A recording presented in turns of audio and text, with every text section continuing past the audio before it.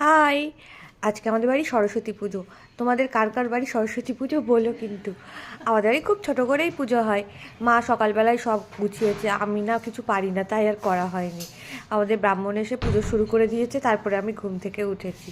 তারপরে ঘুম থেকে উঠে চান টান করে তাড়াতাড়ি করে গিয়ে দেখি অর্ধেক পুজো হয়েই গেছে। যাই হোক, আমি তো অঞ্জলি দেবো, ওই জন্য তাড়াতাড়ি করে ছুটতে ছুটতে এসেছি। এসে দেখি সবার বাড়ি পুজো হয়ে গেছে। ওই জন্য আমাদের বাড়ি আজকে লোকজনই হয়নি, অন্য বারটাও অনেক লোকজন হয়। এবার 4-5 জনা মিলে পুজো দিয়েছি।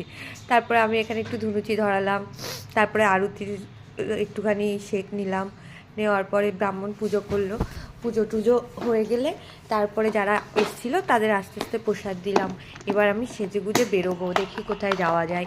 তোমরা কে কোথায় যাচ্ছ বলো কিন্তু। যাই হোক, টাটা। আমার তো একটা কথা বলাই হয়নি, আমার দিদি আজকে ঘুম থেকে উঠতে পারিনি, পুজোও দিতে পারিনি। সকালবেলায় ও ঘুমিয়ে ঘুমিয়ে তারপরে 12টার সময় উঠলো। উঠে ওর জন্য চা করে নিয়ে গেলাম। এ দেখো আমাদের বাড়িতে, এই দেখো ছোটো ছোটো বাচ্চারা এসছে প্রসাদ নিতে। শাড়ি পরে কি সুন্দর, আমিও শাড়ি পরবো, কিন্তু কী শাড়ি পরবো এখন ভেবে পাচ্ছি না। ওকে দেখো কত কিউট লাগছে ধুতি পাঞ্জাবি আর শাড়িতে।